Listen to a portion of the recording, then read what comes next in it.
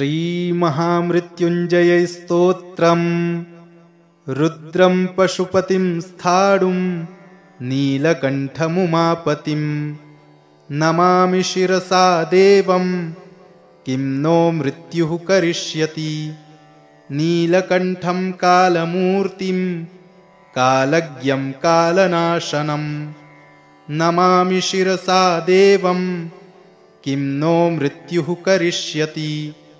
नीलकण्ठं विरूपाक्षं निर्मलं निलयप्रदं नमामि शिरसा देवं किं नो मृत्युः करिष्यति।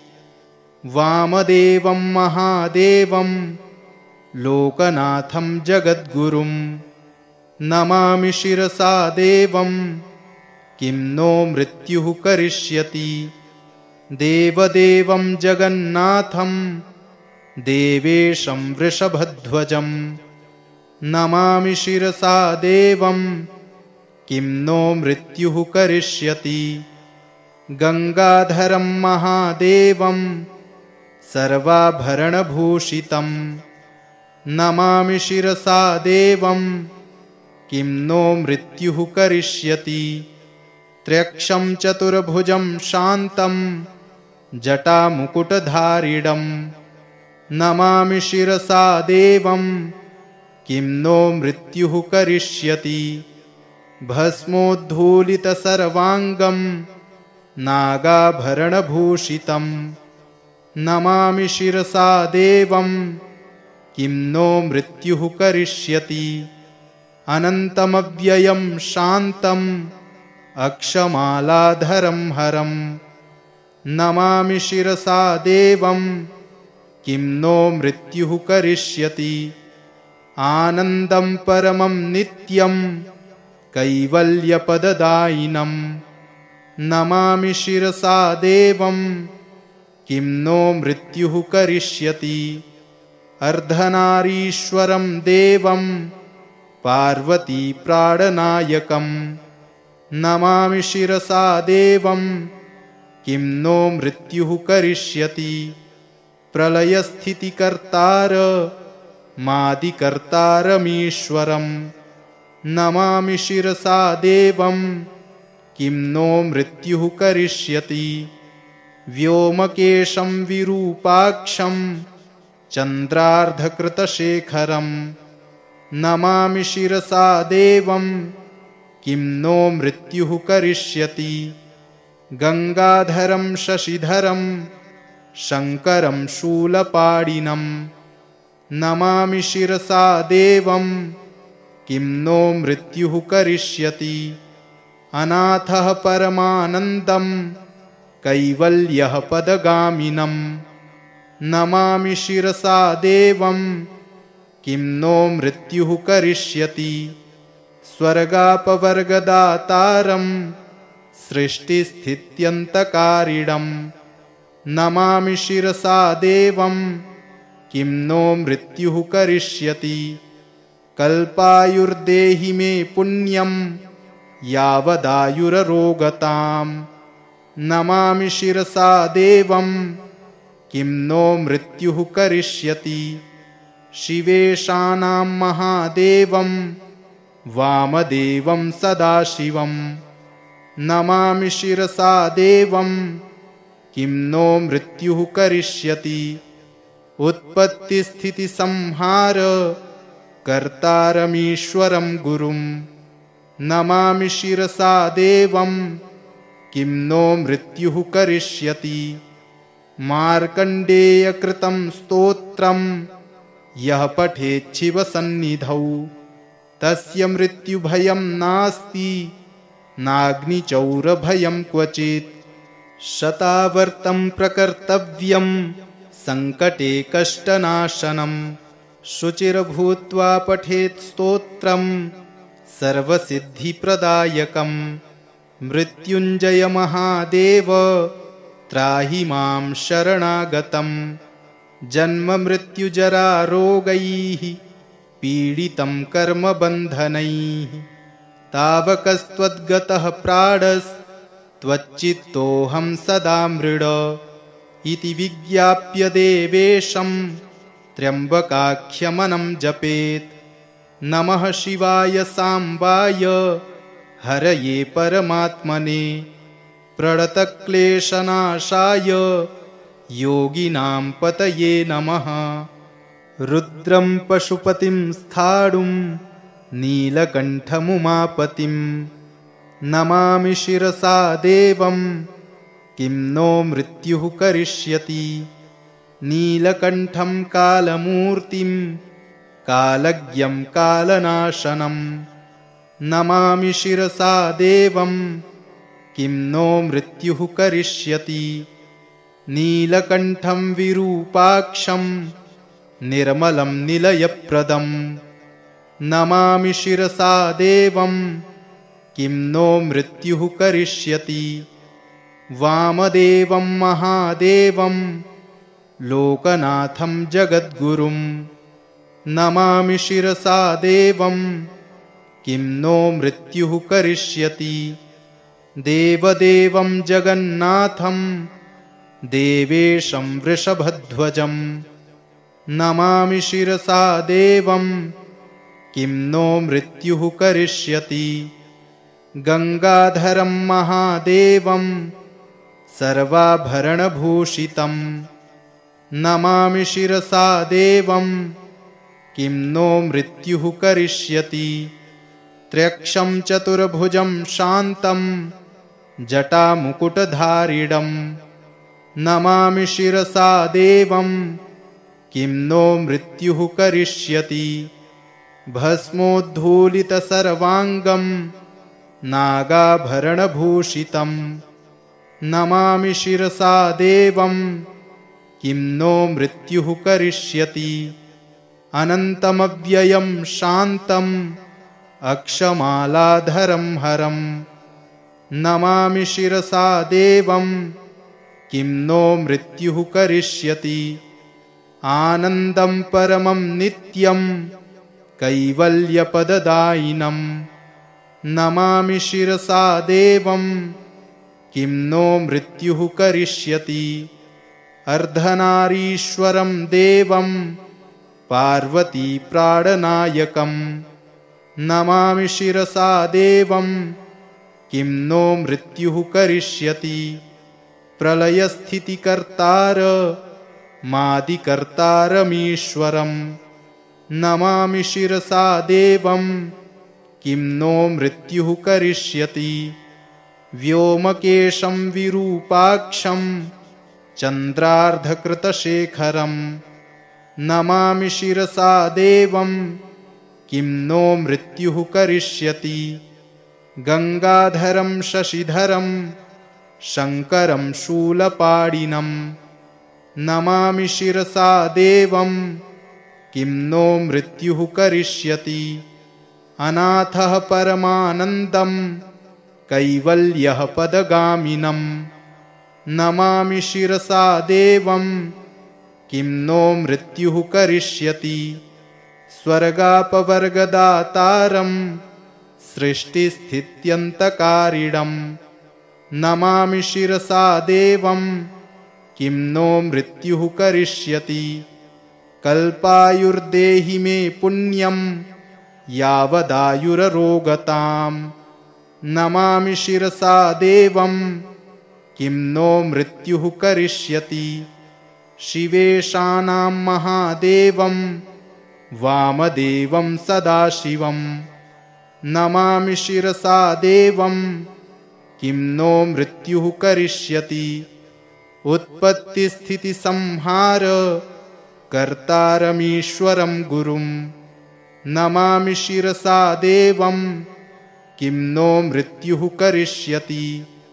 मार्कण्डेयकृतं स्तोत्रं यः पठेच्छिवसन्निधौ तस्य मृत्युभयं नास्ति नाग्निचौरभयं क्वचित्। शतावर्तं प्रकर्तव्यं संकटे कष्टनाशनं शुचिर्भूत्वा पठेत् स्तोत्रं सर्वसिद्धिप्रदायकं। मृत्युञ्जय महादेव त्राहि मां शरणागतं जन्ममृत्युजरारोगैः पीडितं कर्मबन्धनैः तावकस्त्वद्गतः प्राणस्त्वच्चित्तोऽहं सदा मृड इति विज्ञाप्य देवेशं त्र्यम्बकाख्यमनं जपेत्। नमः शिवाय साम्बाय हरये परमात्मने प्रणतक्लेशनाशाय योगिनां पतये नमः। रुद्रं पशुपतिं स्थाणुं नीलकण्ठमुमापतिं नमामि शिरसा देवं किं नो मृत्युः करिष्यति। नीलकण्ठं कालमूर्तिं कालज्ञं कालनाशनं नमामि शिरसा देवं किं नो मृत्युः करिष्यति। नीलकण्ठं विरूपाक्षं निर्मलं निलयप्रदं नमामि शिरसा देवं किं नो मृत्युः करिष्यति। वामदेवं महादेवं लोकनाथं जगद्गुरुं नमामि शिरसा देवं किं नो मृत्युः करिष्यति। देवदेवं जगन्नाथं देवेशं वृषभध्वजं नमामि शिरसा देवं किं नो मृत्युः करिष्यति। गंगाधरं महादेवं सर्वाभरणभूषितं नमामि शिरसा देवं किं नो मृत्युः करिष्यति। त्र्यक्षं चतुर्भुजं शान्तं जटामुकुटधारिणं नमामि शिरसा देवं किं नो मृत्युः करिष्यति। भस्मोद्धूलितसर्वाङ्गं नागाभरणभूषितं नमामि शिरसा देवं किं नो मृत्युः करिष्यति। अनन्तमव्ययं शान्तं अक्षमालाधरं हरं नमामि शिरसा देवं किं नो मृत्युः करिष्यति। आनन्दं परमं नित्यं कैवल्यपददायिनं नमामि शिरसा देवं किं नो मृत्युः करिष्यति। अर्धनारीश्वरं देवं पार्वती प्राणनायकं नमामि शिरसा देवं किं नो मृत्युः करिष्यति। प्रलयस्थितिकर्तारमादिकर्तारमीश्वरं नमामि शिरसा देवं किं नो मृत्युः करिष्यति। व्योमकेशं विरूपाक्षं चन्द्रार्धकृतशेखरं नमामि शिरसा देवं किं नो मृत्युः करिष्यति। गंगाधरं शशिधरं शङ्करं शूलपाणिनं नमामि शिरसा देवं किं नो मृत्युः करिष्यति। अनाथः परमानन्दं कैवल्यः पदगामिनं नमामि शिरसा देवं किं नो मृत्युः करिष्यति। स्वर्गापवर्गदातारं सृष्टिस्थित्यन्तकारिणं नमामि शिरसा देवं किं नो मृत्युः करिष्यति। कल्पायुर्देहि मे पुण्यं यावदायुररोगतां नमामि शिरसा देवं किं नो मृत्युः करिष्यति। शिवेशानां महादेवं वामदेवं सदाशिवं नमामि शिरसा देवं किं नो मृत्युः करिष्यति। उत्पत्तिस्थितिसंहार कर्तारमीश्वरं गुरुं नमामि शिरसा देवं किं नो मृत्युः करिष्यति।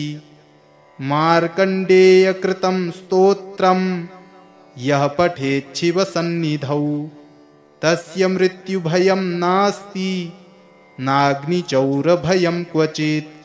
शतावर्तं प्रकर्तव्यं संकटे कष्टनाशनं शुचिर्भूत्वा पठेत् स्तोत्रं सर्वसिद्धिप्रदायकं। मृत्युञ्जय महादेव त्राहि मां शरणागतं। जन्ममृत्युजरारोगैः पीडितं कर्मबन्धनैः तावकस्त्वद्गतः प्राणस्त्वच्चित्तोऽहं सदा मृड इति विज्ञाप्य देवेशं त्र्यम्बकाख्यमनं जपेत्। नमः शिवाय साम्बाय हरये परमात्मने प्रणतक्लेशनाशाय योगिनां पतये नमः। रुद्रं पशुपतिं स्थाणुं नीलकण्ठमुमापतिं नमामि शिरसा देवं किं नो मृत्युः करिष्यति। नीलकण्ठं कालमूर्तिं कालज्ञं कालनाशनं नमामि शिरसा देवं किं नो मृत्युः करिष्यति। नीलकण्ठं विरूपाक्षं निर्मलं निलयप्रदं नमामि शिरसा देवं किं नो मृत्युः करिष्यति। वामदेवं महादेवं लोकनाथं जगद्गुरुं नमामि शिरसा देवं किं नो मृत्युः करिष्यति। देवदेवं जगन्नाथं देवेशं वृषभध्वजं नमामि शिरसा देवं किं नो मृत्युः करिष्यति। गंगाधरं महादेवं सर्वाभरणभूषितं नमामि शिरसा देवं किं नो मृत्युः करिष्यति।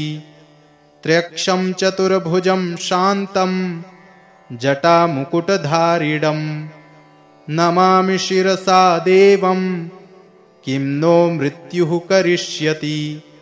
भस्मोद्धूलितसर्वाङ्गं नागाभरणभूषितं नमामि शिरसा देवं किं नो मृत्युः करिष्यति।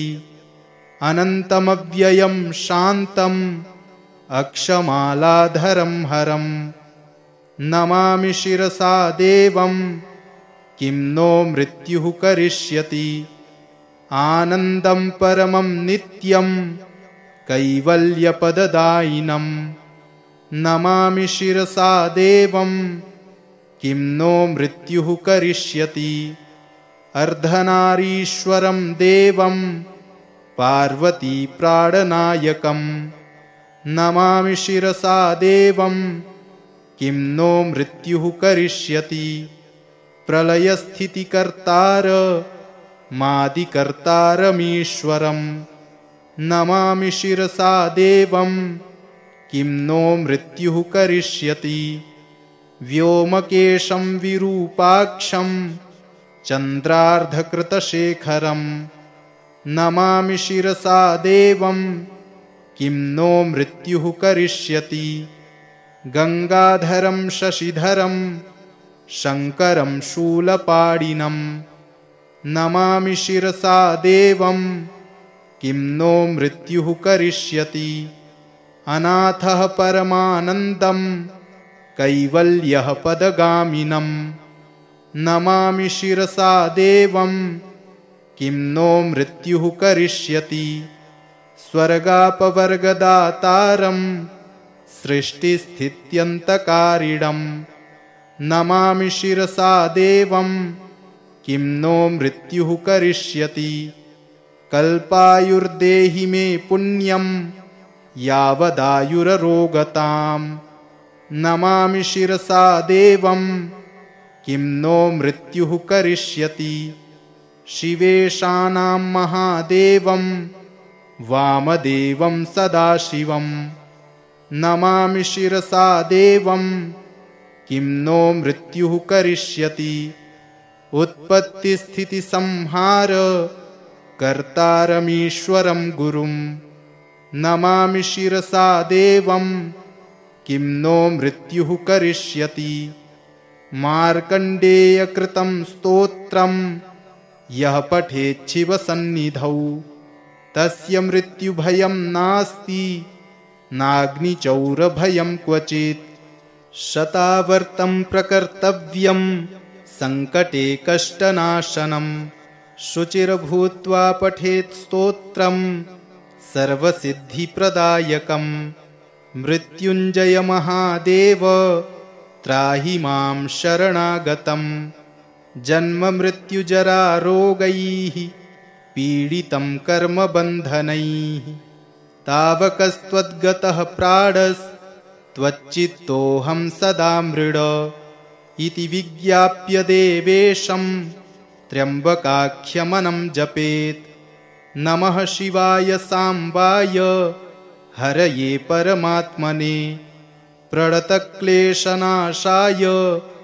योगिनां पतये नमः रुद्रं पशुपतिं स्थाणुं नीलकण्ठमुमापतिं नमामि शिरसा देवं किं नो मृत्युः करिष्यति नीलकण्ठं कालमूर्तिं कालज्ञं कालनाशनं नमामि शिरसा देवं किं नो मृत्युः करिष्यति नीलकण्ठं विरूपाक्षं निर्मलं निलयप्रदं नमामि शिरसा देवं किं नो मृत्युः करिष्यति वामदेवं महादेवं लोकनाथं जगद्गुरुं नमामि शिरसा देवं किं नो मृत्युः करिष्यति देवदेवं जगन्नाथं देवेशं वृषभध्वजं नमामि शिरसा देवं किं नो मृत्युः करिष्यति गंगाधरं महादेवं सर्वाभरणभूषितं नमामि शिरसा देवं किं नो मृत्युः करिष्यति त्र्यक्षं चतुर्भुजं शान्तं जटामुकुटधारिणं नमामि शिरसा देवं किं नो मृत्युः करिष्यति भस्मोद्धूलितसर्वाङ्गं नागाभरणभूषितं नमामि शिरसा देवं किं नो मृत्युः करिष्यति अनन्तमव्ययं शान्तम् अक्षमालाधरं हरं नमामि शिरसा देवं किं नो मृत्युः करिष्यति आनन्दं परमं नित्यं कैवल्यपददायिनं नमामि शिरसा देवं किं नो मृत्युः करिष्यति अर्धनारीश्वरं देवं पार्वतीप्राणनायकं नमामि शिरसा देवं किं नो मृत्युः करिष्यति प्रलयस्थितिकर्तारमादिकर्तारमीश्वरं नमामि शिरसा देवं किं नो मृत्युः करिष्यति व्योमकेशं विरूपाक्षं चन्द्रार्धकृतशेखरं नमामि शिरसा देवं किं नो मृत्युः करिष्यति गंगाधरं शशिधरं शङ्करं शूलपाणिनं नमामि शिरसा देवं किं नो मृत्युः करिष्यति अनाथः परमानन्दं कैवल्यः पदगामिनं नमामि शिरसा देवं किं नो मृत्युः करिष्यति स्वर्गापवर्गदातारं सृष्टिस्थित्यन्तकारिणं नमामि शिरसा देवं किं नो मृत्युः करिष्यति कल्पायुर्देहि मे पुण्यं यावदायुररोगतां नमामि शिरसा देवं किं नो मृत्युः करिष्यति शिवेशानां महादेवं वामदेवं सदाशिवं नमामि शिरसा देवं किं नो मृत्युः करिष्यति उत्पत्तिस्थितिसंहार कर्तारमीश्वरं गुरुं नमामि शिरसा देवं किं नो मृत्युः करिष्यति।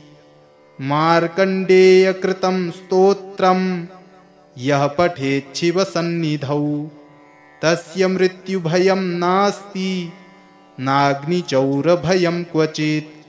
शतावर्तं प्रकर्तव्यं सङ्कटे कष्टनाशनं शुचिर्भूत्वा पठेत् स्तोत्रं सर्वसिद्धिप्रदायकं। मृत्युञ्जय महादेव त्राहि मां शरणागतं जन्ममृत्युजरारोगैः पीडितं कर्मबन्धनैः। तावकस्त्वद्गतः प्राणस्त्वच्चित्तोऽहं सदा मृड इति विज्ञाप्य देवेशं त्र्यम्बकाख्यमनं जपेत्। नमः शिवाय साम्बाय हरये परमात्मने प्रणतक्लेशनाशाय योगिनां पतये नमः। रुद्रं पशुपतिं स्थाणुं नीलकण्ठमुमापतिं नमामि शिरसा देवं किं नो मृत्युः करिष्यति। नीलकण्ठं कालमूर्तिं कालज्ञं कालनाशनं नमामि शिरसा देवं किं नो मृत्युः करिष्यति। नीलकण्ठं विरूपाक्षं निर्मलं निलयप्रदं नमामि शिरसा देवं किं नो मृत्युः करिष्यति। वामदेवं महादेवं लोकनाथं जगद्गुरुं नमामि शिरसा देवं किं नो मृत्युः करिष्यति। देवदेवं जगन्नाथं देवेशं वृषभध्वजं नमामि शिरसा देवं किं नो मृत्युः करिष्यति।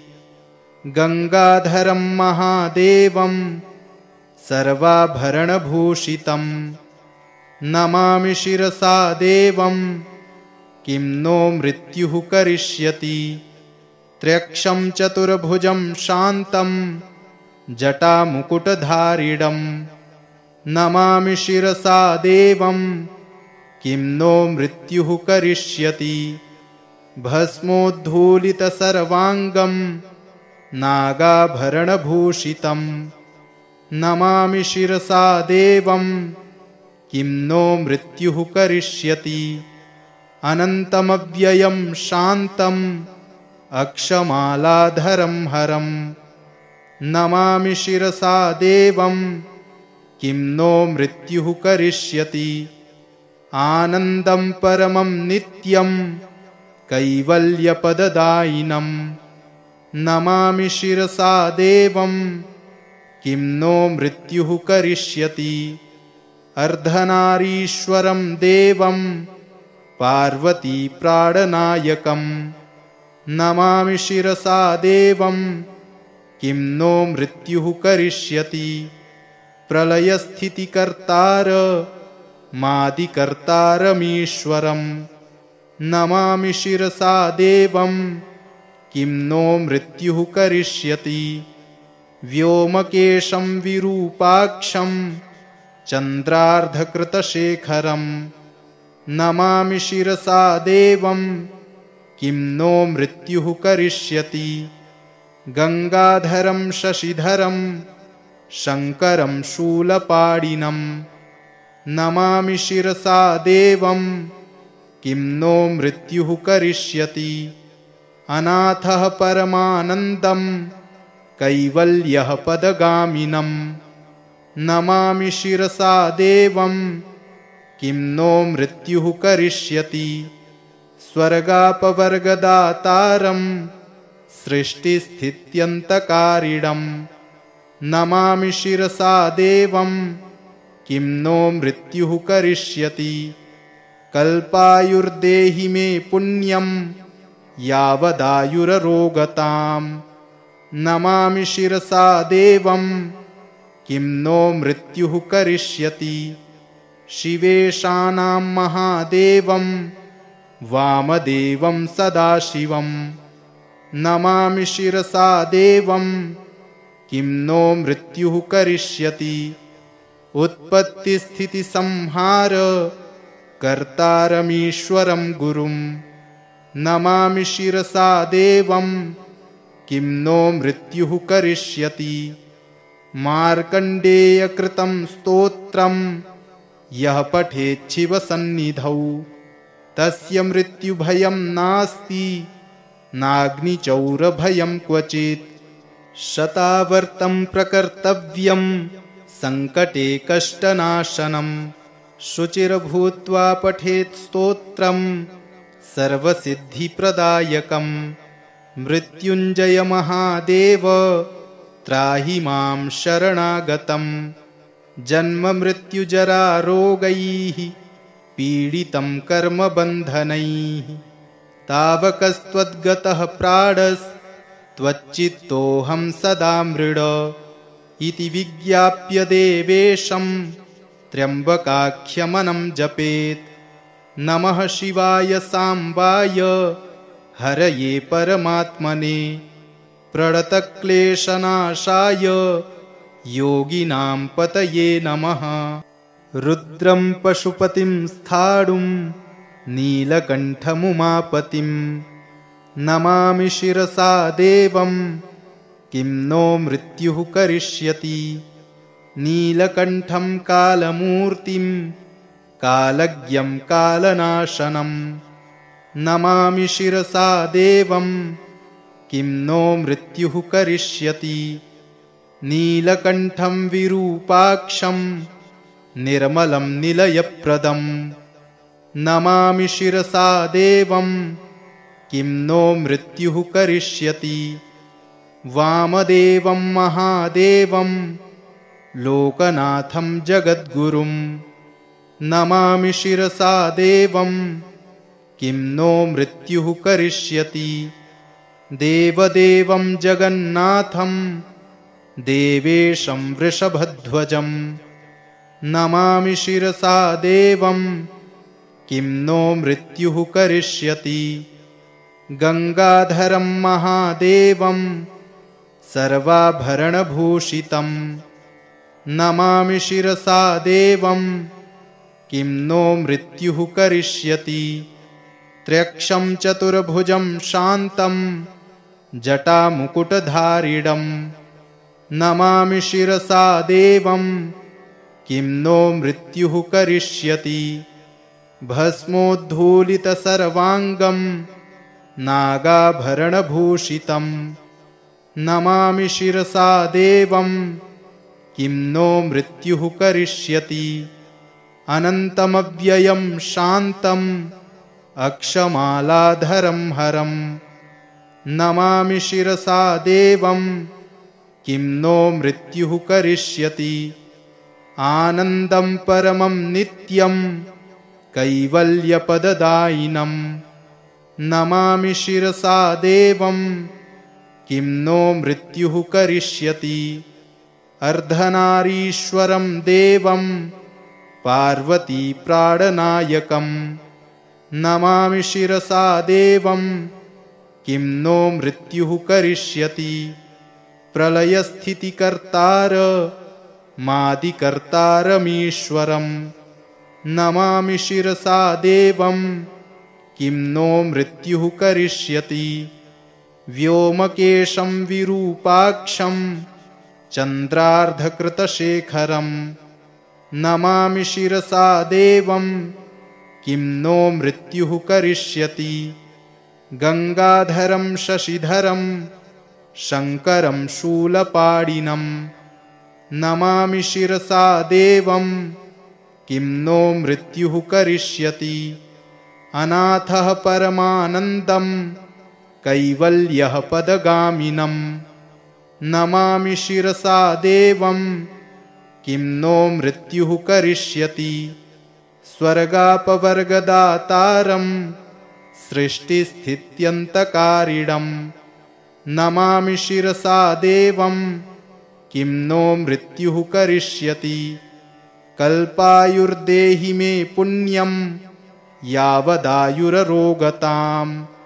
नमामि शिरसा देवं किं नो मृत्युः करिष्यति शिवेशानां महादेवं वामदेवं सदाशिवं नमामि शिरसा देवं किं नो मृत्युः करिष्यति उत्पत्तिस्थितिसंहार कर्तारमीश्वरं गुरुं नमामि शिरसा देवं किं नो मृत्युः करिष्यति मार्कण्डेयकृतं स्तोत्रं यः पठेच्छिवसन्निधौ तस्य मृत्युभयं नास्ति नाग्निचौरभयं क्वचित् शतावर्तं प्रकर्तव्यं सङ्कटे कष्टनाशनं शुचिर्भूत्वा पठेत् स्तोत्रं सर्वसिद्धिप्रदायकं मृत्युञ्जय महादेव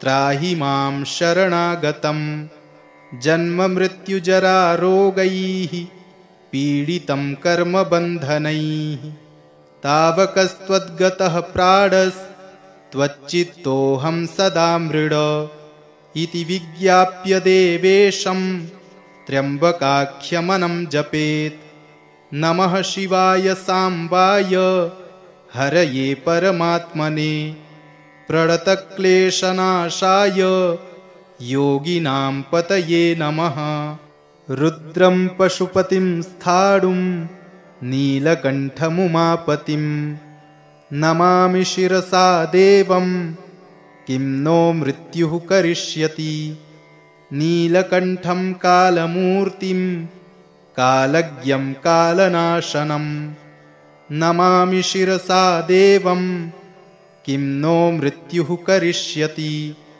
नीलकण्ठं विरूपाक्षं निर्मलं निलयप्रदं नमामि शिरसा देवं किं नो मृत्युः करिष्यति वामदेवं महादेवं लोकनाथं जगद्गुरुं नमामि शिरसा देवं किं नो मृत्युः करिष्यति देवदेवं जगन्नाथं देवेशं वृषभध्वजं नमामि शिरसा देवं किं नो मृत्युः करिष्यति गंगाधरं महादेवं सर्वाभरणभूषितं नमामि शिरसा देवं किं नो मृत्युः करिष्यति त्र्यक्षं चतुर्भुजं शान्तं जटामुकुटधारिणं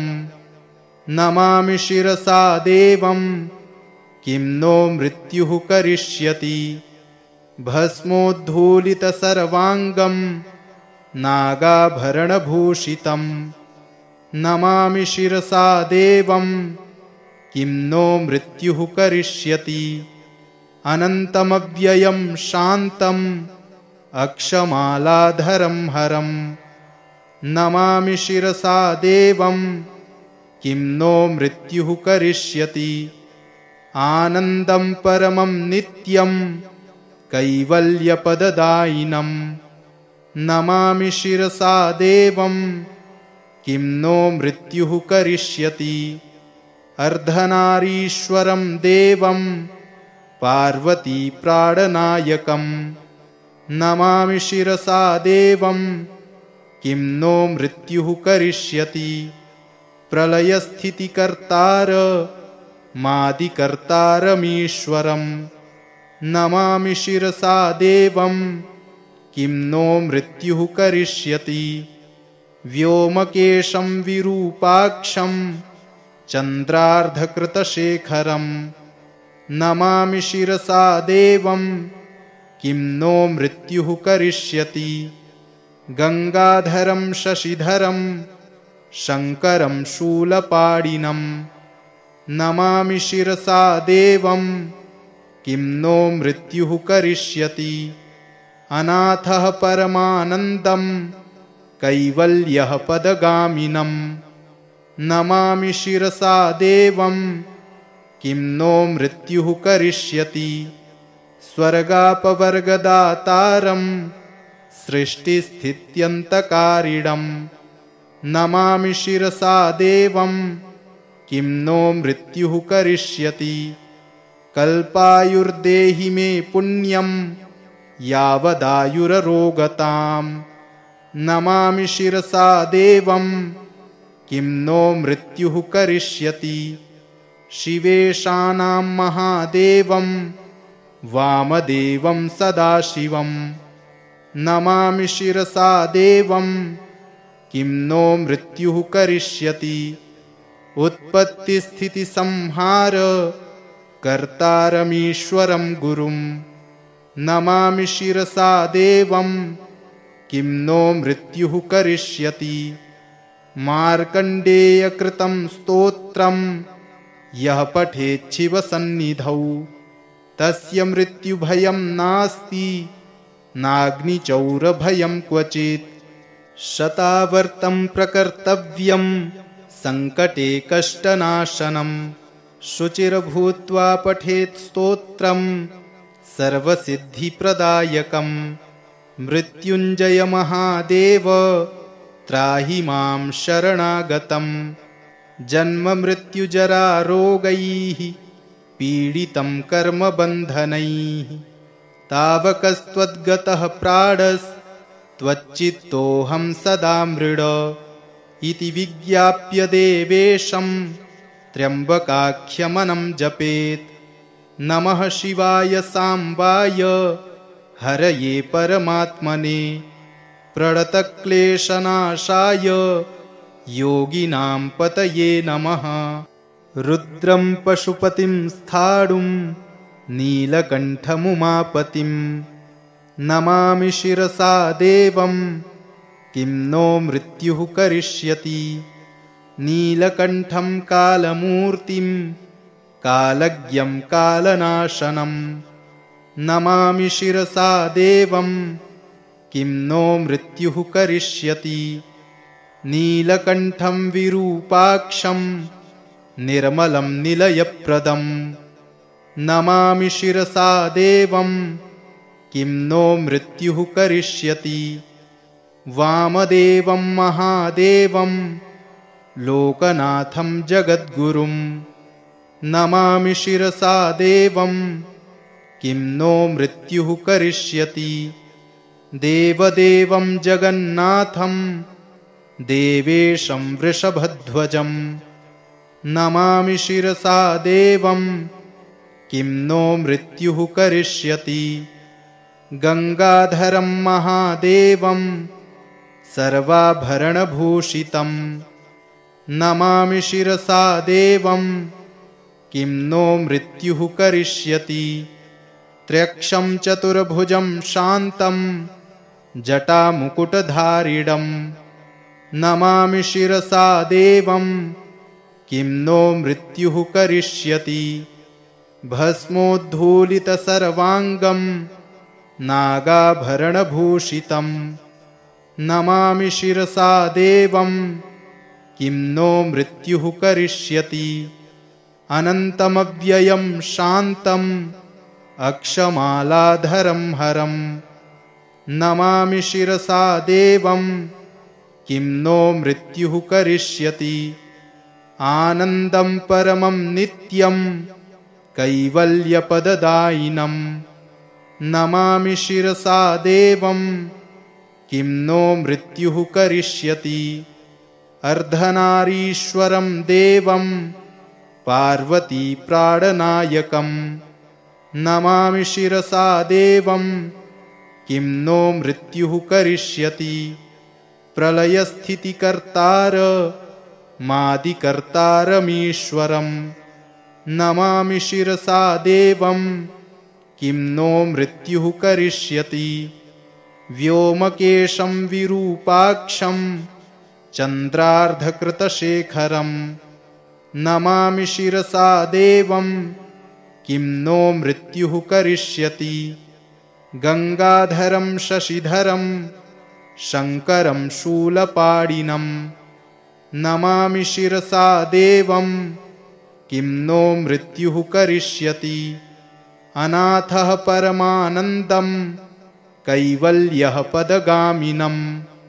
नमामि शिरसा देवं किं नो मृत्युः करिष्यति स्वर्गापवर्गदातारं सृष्टिस्थित्यन्तकारिणं नमामि शिरसा देवं किं नो मृत्युः करिष्यति कल्पायुर्देहि मे पुण्यं यावदायुररोगताम् नमामि शिरसा देवं किं नो मृत्युः करिष्यति शिवेशानां महादेवं वामदेवं सदाशिवं नमामि शिरसा देवं किं नो मृत्युः करिष्यति उत्पत्तिस्थितिसंहार कर्तारमीश्वरं गुरुं नमामि शिरसा देवं किं नो मृत्युः करिष्यति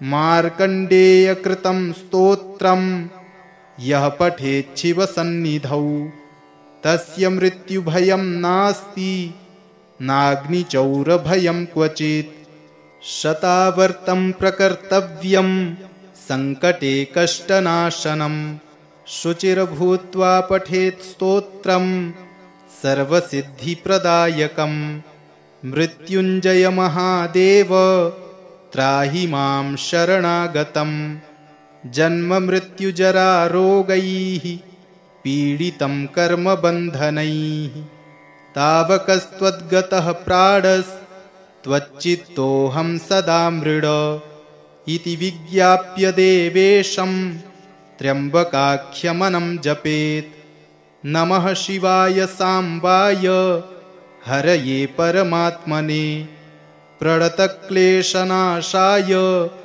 योगिनां पतये नमः रुद्रं पशुपतिं स्थाणुं नीलकण्ठमुमापतिं नमामि शिरसा देवं किं नो मृत्युः करिष्यति नीलकण्ठं कालमूर्तिं कालज्ञं कालनाशनं नमामि शिरसा देवं किं नो मृत्युः करिष्यति नीलकण्ठं विरूपाक्षं निर्मलं निलयप्रदं नमामि शिरसा देवं किं नो मृत्युः करिष्यति वामदेवं महादेवं लोकनाथं जगद्गुरुं नमामि शिरसा देवं किं नो मृत्युः करिष्यति देवदेवं जगन्नाथं देवेशं वृषभध्वजं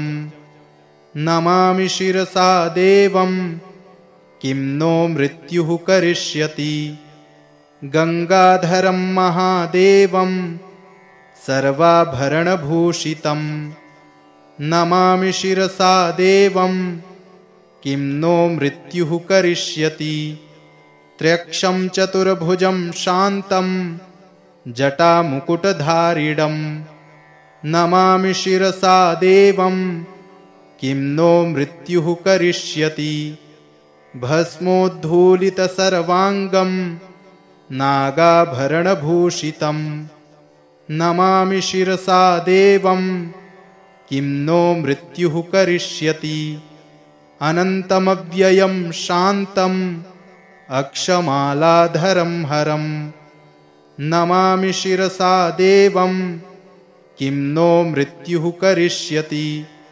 आनन्दं परमं नित्यं कैवल्यपददायिनं नमामि शिरसा देवं किं नो मृत्युः करिष्यति अर्धनारीश्वरं देवं पार्वती प्राणनायकं नमामि शिरसा देवं किं नो मृत्युः करिष्यति प्रलयस्थितिकर्तार मादिकर्तारमीश्वरं नमामि शिरसा देवं किं नो मृत्युः करिष्यति व्योमकेशं विरूपाक्षं चन्द्रार्धकृतशेखरं नमामि शिरसा देवं किं नो मृत्युः करिष्यति गंगाधरं शशिधरं शङ्करं शूलपाणिनं नमामि शिरसा देवं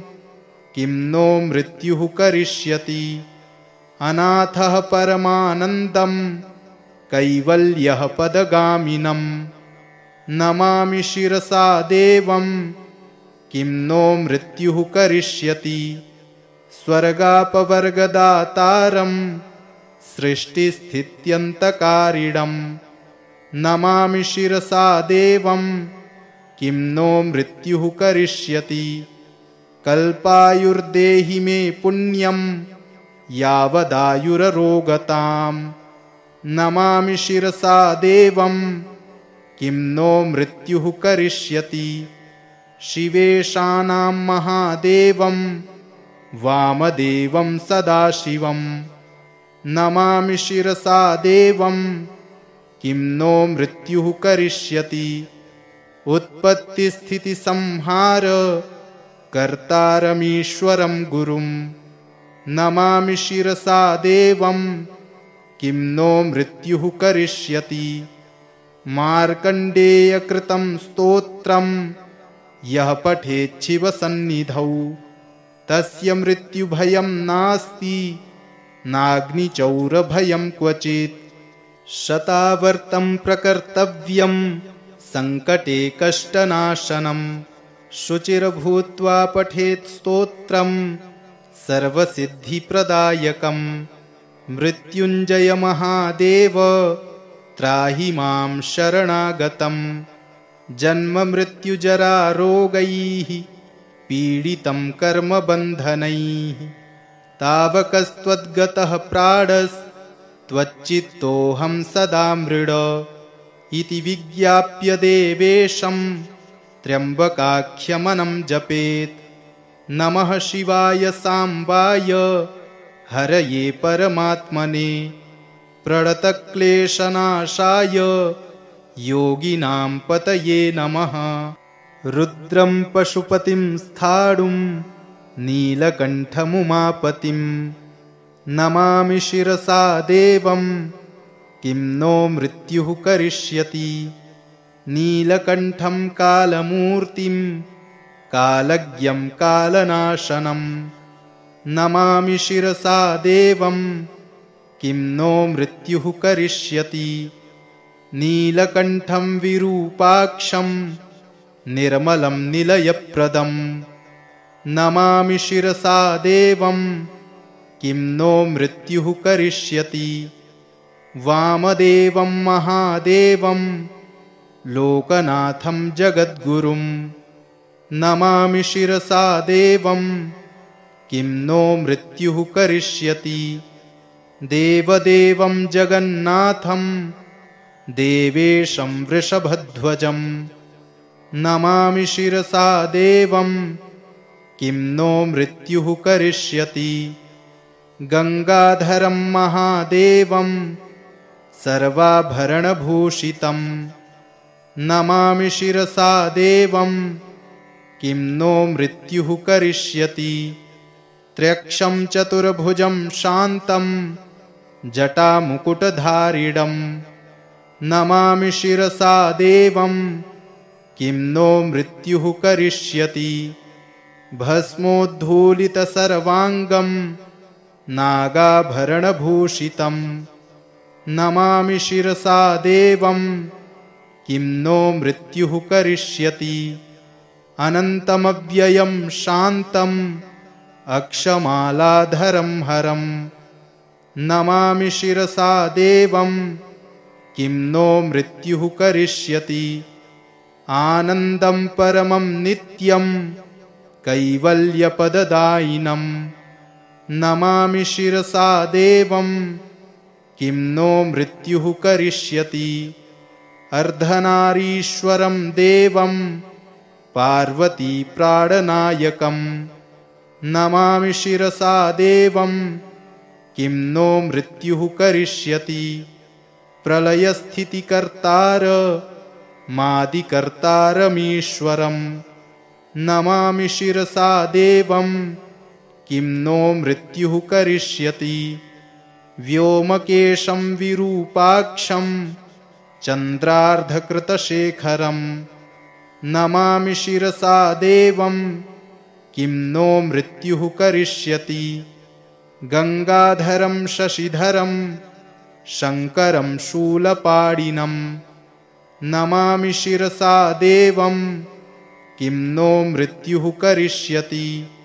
अनाथः परमानन्दं कैवल्यः पदगामिनं नमामि शिरसा देवं किं नो मृत्युः करिष्यति। स्वर्गापवर्गदातारं सृष्टिस्थित्यन्तकारिणं नमामि शिरसा देवं किं नो मृत्युः करिष्यति। कल्पायुर्देहि मे पुण्यं यावदायुररोगतां नमामि शिरसा देवं किं नो मृत्युः करिष्यति।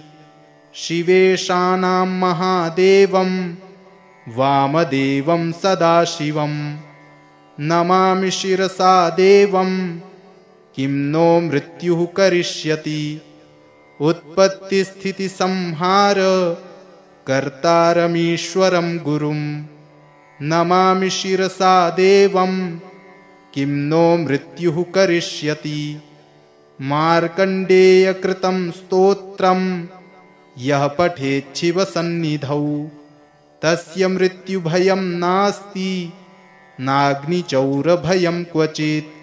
शतावर्तं प्रकर्तव्यं संकटे कष्टनाशनं शुचिर्भूत्वा पठेत् स्तोत्रं सर्वसिद्धिप्रदायकं।